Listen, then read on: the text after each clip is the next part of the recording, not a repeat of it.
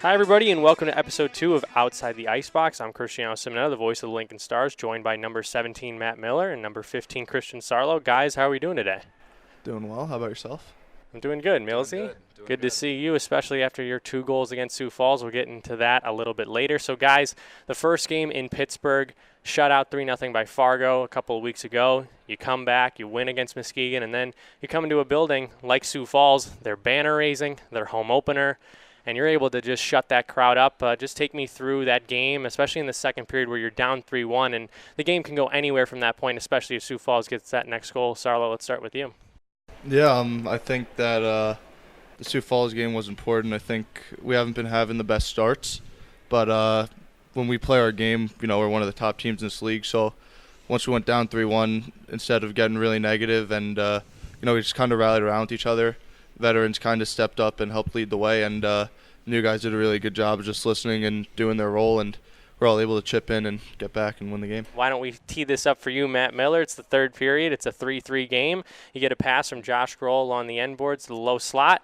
Take us through what happened next. Yeah, so we were on the power play, and we were trying to run through some plays, and I think the puck got chipped out, and then we chipped it back in, and Grohler had a sweet pass to me, and I just finished it on the backhand. But, yeah, it was an unreal play by Josh Grohl. And how sweet was that? A little bit of revenge because you're a former Sioux City Musketeer. We talked about it before the game on Saturday, that they eliminated you in that first round. It was a quadruple overtime Game 2 loss that swept you guys out of the playoffs. So was there some extra motivation to play well against that team, especially on a banner-raising night? Yeah, there was. Yeah, there was a little payback, but yeah, that was an insane game. It went to like 12:30 a.m. I believe, so that was a tough way to go out. So yeah, I wanted to win for sure. And then you add that second goal to make it 5-3, and that was also a similar play. You're right around the net front, but it's a shot from Jordan Power that goes off the end boards. And what are you thinking there, knowing that Nate Reed is protecting that post that you're on, and you think, well, I'm a right-handed shot, and I could just tuck it to him and along that far post if I can? Yeah, well, the goal was they were doing a pretty good job of fronting the shots there, so it was great vision by Jordy to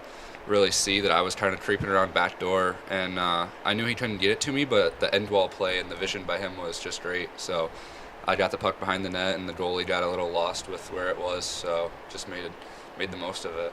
And now throughout the first 3 games here, we mentioned Matt Miller, of course, with his 2 goals against Sioux Falls, but that top line, I call it the Chicago line. Christian Sarlo, Travis Treulor, Josh Grohl, they've been unbelievable in the first 3 games of the season. Shutout against Fargo, but multi-point games for a lot of you guys on that top line. And Christian, we talk so much about best players needing to be best players, and we talk about you two in that category. So when it comes to guys that are on the ice for, doesn't matter, 13 minutes, 14 minutes a game, how important is that for you whenever you come over the boards that it's next man up still, but you guys have had a great start to the year as well? Yeah, I think we know that we're kind of relied on a little bit as one of the top lines to go out and produce, and I think that being all in Chicago last year, we're just really comfortable with each other. And, we could kind of play off each other, and we have some good chemistry, so it's been able to work out really well. Yeah, and you guys all played for the Chicago Steel last year. Have you noticed anything in Lincoln on this team this year that is similar to your Chicago team last year that had success, especially in the postseason, but maybe just to start this year in Lincoln? Is there a familiarity or the chemistry in the locker room, anything you could take away from the Steel success last year that translates into this year with Lincoln? Yeah, I think this year's team is really close. Once we got here, we were all joking around with each other off the bat, and we meshed really well off the beginning, so that was good. And I think something similar is that both teams are really deep, 4 lines deep up front, and all the pairs back end are really good, and 2 really good goalies, so that'll help carry us far, hopefully. And, of course, Matt Miller, a former Sioux City Musketeer, also got to the playoffs last year. So for guys that stayed in Lincoln or returners in Lincoln from last year, how much is that experience that you guys amassed last year, especially in the postseason, going to help you throughout the year, especially when times of adversity come or a slump happens between one of your guys? What's the message that you send to your teammates knowing, hey, it's a 62-game season, so you can't get too low after a loss, but more importantly, you can't get too high after a win?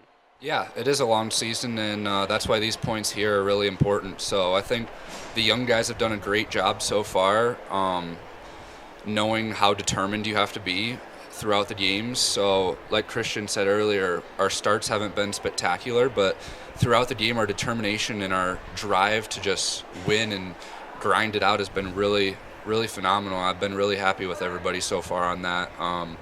leaders have been doing a great job stepping up, showing what needs to happen at the end of games, how to manage pucks, and the younger guys have done a great job following suit. So the team's I'm really happy with the way that we're determined and just determined around the end of games. 2-1 record through 3 games to start the year, and another big weekend this weekend, and especially the home opener Friday night against Sioux Falls. What have you guys heard about the Icebox? You guys have played in this atmosphere before, but to be able to wear that Stars crest on your chest, how important is that, and what do you expect from the fans on Friday night as we get set to go the home slate of the regular season? Yeah, I've heard nothing but good things. All the guys from last year telling me that this is the best place to play. I got buddies that played here years ago telling me the same thing. So I'm all just really excited to go out and see what the atmosphere is like, but it should be great. I'm super excited to play here. I think the fans are going to be great.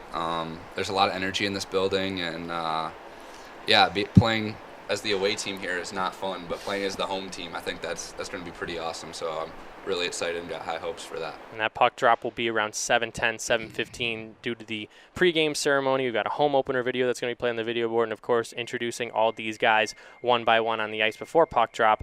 And then the next day, it's Saturday. It's in Omaha. What have you guys now heard about the Lincoln-Omaha rivalry that has just been intensified in the USHL over the past, 3 decades it seems? Yeah, I've just heard that it's the best rivalry in the league, and every game is packed and every game gets super rowdy, and that's why you play the game, so it's super exciting, and just can't wait to go there and play. Yeah, the rivalries are what you play the game for, so just the big games, more points on the line, so really, really excited for that, and rivalry games are always fun. Those are the ones you look forward to. So we just talked about the future games of the Lincoln Stars. Now let's go back a little bit. Some origin stories for you two. We'll start with Christian Sarlo from Lynbrook, New York. How did you first get into hockey? When was it that you decided, hey, I'm going to pursue this, I'm going to play junior hockey, and I'm going to try and get to the next level, whether that be the NCAA or eventually the NHL? So was it a different sport for you when you were younger? Was there a certain parent or a family member that really influenced your decision? Take us through all that when you were growing up. Yeah, so my dad loved hockey, still does love hockey, so I got an older brother who plays too at Tufts University, D3 in Boston, and he loved hockey, so it was kind of set up for me. And then I'd always been playing. I would go with my brother a lot and play. And then it was probably when I was maybe 10 or 11, my dad just kind of brought me into his office, and he was like, if hockey's something you want to take seriously, let me know. We can get you training and get you working hard. If you just want to do it for fun, that's fine too, but just let me know. And that was when I was like, okay, I really want to take this seriously. And then that's when, a lot of the work really started getting put in. And now Matt Miller from Leo, Indiana. The same question goes to you. I know you like mountain biking, but you decided to pursue hockey here, so take us through that. Yeah, I played a lot of sports growing up, baseball, football, hockey, so I really fell in love with hockey. I'm from Fort Wayne, Indiana, and so they have the ECHL team, the Fort Wayne Comets now. And so growing up, kids my age, their dads played on the Comets. So I had former pro players, Comet players as my coaches from a young age, and they made practices fun, and that's how I really fell in love with hockey. But yeah, no family relation to hockey, nothing. I'm the first in my family, so it's pretty cool just having friends and their dads with really, really smart practices and really teaching the kids to have fun. So that's how I fell in love with hockey. What would you guys say your second favorite sport would be, and if you've got a favorite pro team? My favorite sport, probably basketball. I like going out and playing a lot, and then favorite sports team is probably the Ravens in the NFL. Oh, okay. I liked playing football growing up, but I chose hockey, and I don't really have a favorite sports team. I just like watching NFL and NHL. Gotcha. All right, guys. So I really appreciate if you guys have been listening so far. I'm Cristiano Simonetta, joined alongside by Matt Miller and Christian Sarlo. It's episode 2 of Outside the Icebox. And let's talk about the coaching staff for a little bit here. Chris Michael, the associate head coach, and Cody Chupp, the head coach and general manager of the Lincoln Stars. How have they helped you ease in this transition here, both coming from different teams? Sarlo, of course, with the Chicago Steel, and Miller with the Sioux City Musketeers. So is there a piece of advice that they've said to you that has stood out, whether it be in main camp or whether it be in the preseason or maybe in the first 3 games of the regular season, something that's really helped you develop as a player, even though we're in the early part of the season here? Yeah, they've been awesome. I mean, I don't know if I'd say any exactly words of advice, but maybe more speaking through their actions and just kind of letting us play and get creative and play our type of game within our structure. Just really let you bring out your creativity and be the best player you can out there.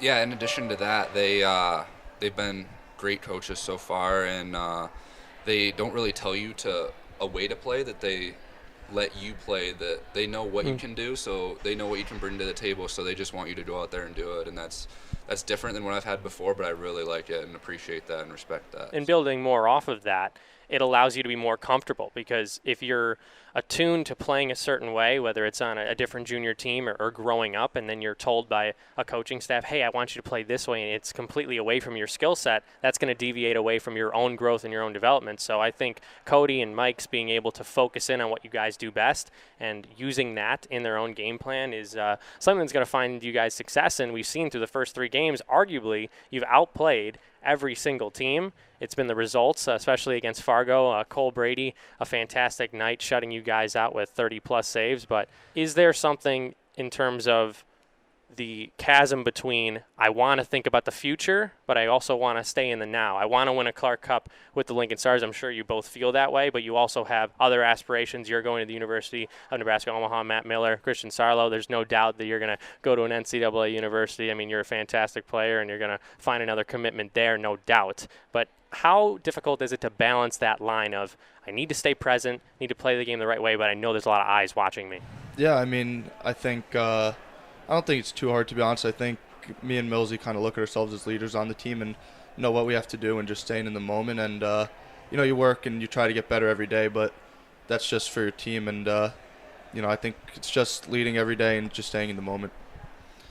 Yeah, exactly. It's all about the now and today. So you come to the rink every day with a new, fresh mindset and just have the best workout and best practice you can. You look forward to every weekend, and then eventually it'll be playoffs before we know it. And, yeah, you just take it day by day and really just do the best that you can every day. And that's really where the ultimate team development comes from, in addition to your individual growth.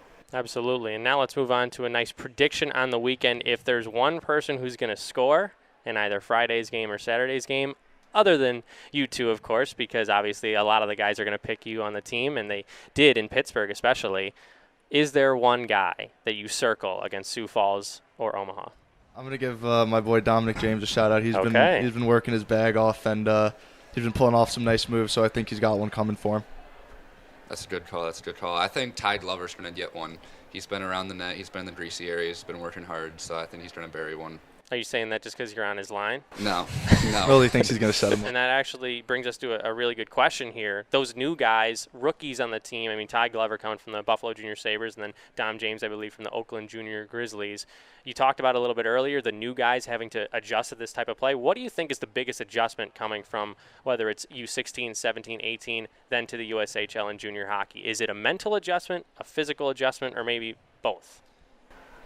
They definitely got the skill sets, so they're very skilled players. The adjustment from youth to juniors is mainly mental and speed. So just the way that the game is played and the speed of the game, the decision making, just how fast and where the right spots are to be. So it's just really the positioning and mental side along with the speed and quick decisions. Yeah, Millsy hit the nail on the head there. I think I don't think any of our guys are having a problem with the skating of the game and all that, the pace. I think it's more just trying to adapt to how quickly you can think, and guys are on you way quicker, so you got to know what you're going to do with the puck before you get it. And we talked about the goaltenders briefly in the beginning of the show. Jake Musatelli, Ryan McKinchak. How much confidence does that give you guys to play your game as both offensively minded forwards when you have goaltenders back there that are going to bail you out time and time again, as we saw with Ryan in against Muskegon, and then Moose against Sioux Falls, because there were a couple of times in that one-goal game, especially in the second period when it was a 3-1 game, he had to come up and make some big stops. So talk about the confidence that it gives you guys to say, all right, hey, let's just keep pushing the pace, because if we're just a little bit out of position, maybe there's a 3-on-2 rush, we're not going to get burned every time because we've got goaltenders that can stop the puck.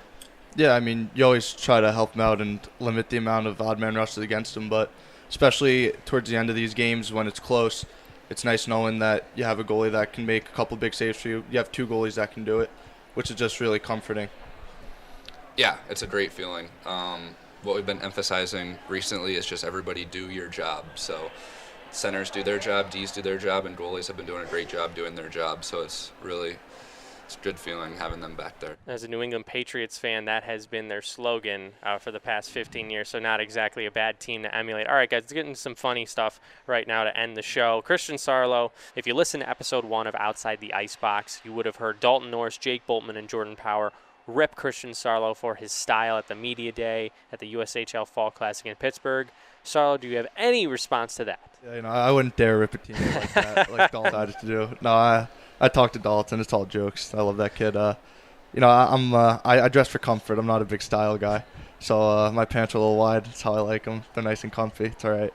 But no, we're a good-looking team. We got some good style, so I got nothing to say. It seems like you guys are so close in that locker room, and just that must play when it comes to when you're down in a game like 3-1 against Sioux Falls, and it's like, well, hey, we're a team here. We're a family, even though we've been around for, 5 or 6 weeks. But it seems like you guys have known each other your whole lives based on how much you joke off the ice especially. Yeah, there's a lot of jokes going around, but, in the end of games, that comes in handy. If your team's like a family like we are, then you can really rely and trust everybody to do their parts, and everybody buys in and eventually get the wins at the end of the game. They're Lincoln Stars forwards Matt Miller and Christian Sarlo. I'm Cristiano Simonetta. We really appreciate you listening to episode 2 of Outside the Icebox. The Lincoln Stars play against the Sioux Falls Stampede Friday night at the Icebox around a 7:15 puck drop. Get your tickets, and we hope to see you there. Thanks so much for listening, Stars fans. We'll see you next week.